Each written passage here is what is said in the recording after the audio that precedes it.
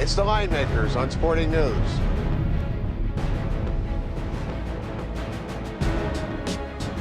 Eastern Conference semis Tuesday night from Madison Square Garden. Knicks down 0-1 to the Pacers. Welcome to the Linemakers on Sporting News. I'm Micah Roberts with Rick Herron. Rick, we've seen an adjustment on this game, even though there was nothing to indicate that the Knicks look like they're ready to play this series against the Knicks in Game 1.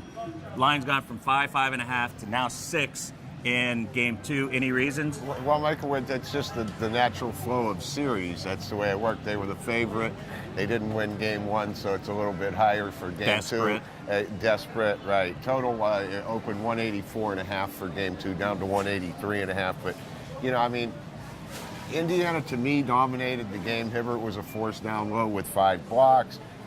They out-rebounded the Knicks 44-30. They had 6 guys in double figures, and they won fairly easily, even though they had 16 turnovers in the game. Yeah, and the Knicks only scored 13 points off it, and that was a surprise there. So the Knicks, this is a surprising revelation now, because coming into the playoffs and then the first 3 games against the Celtics, we're one of the hottest teams, right up there with the Heat as far as covering spreads, winning games, dominating games, and they've completely fallen off the face of the earth right now. They look like a really bad team struggling. They look like the Carmelo Anthony teams from last year, where it was him, clear out, everybody else get out of the way.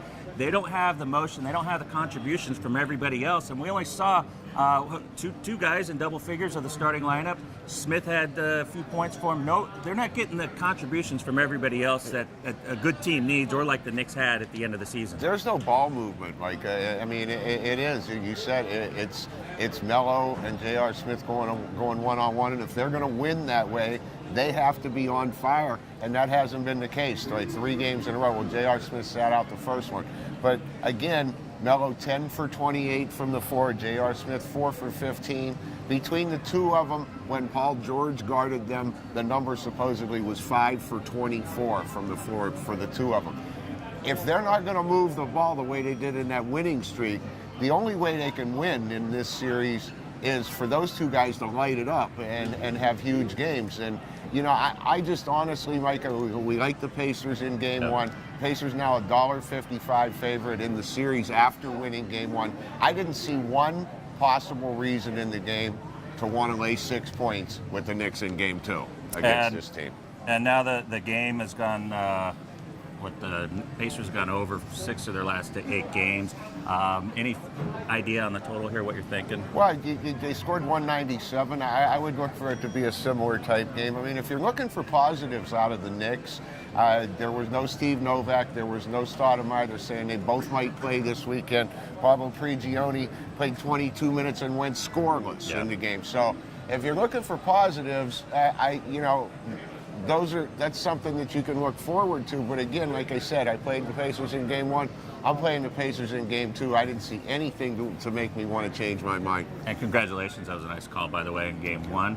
And the series price looks to be good. What are we looking at now as far as adjustment that the books are offering, trying to get you to take the Knicks? Yeah, $1.55 on the Pacers now, and you could have taken that price with the Pacers before Game 1. So. And that's here at the South Point. The LVH Superbook also reversed the odds. The Pacers were 7-1 to win the West. They're now, or rather, they were 10-1. They're now 7, and the Knicks have been flip-flop from 10 to 7. Still, the Heat are big. It's hard to take a look at the Pacers here, but the physical play could, if we look down the road, and we still got possibly 6 more games to go here, so we don't want to get ahead of ourselves here, but the Pacers are a team that are physical enough to be able to give the Heat some problems, possibly. Well, we've said it all year. We thought they were the team in the East that would give them the biggest battle, even without Danny Granger, and I don't see that changing. And I'm not sure how physical a series this is going to be or how long a series it's going to be honest with you. I said I thought the Pacers would win in 6. After watching Game 1, I'm not changing, maybe in 5. All right, well, Carmelo Anthony obviously has got to shoot better than 33% for the Knicks to win. Until then, they'll continue to be the New York Bricks. We're going with the Pacers again in Game 2. Thanks for watching.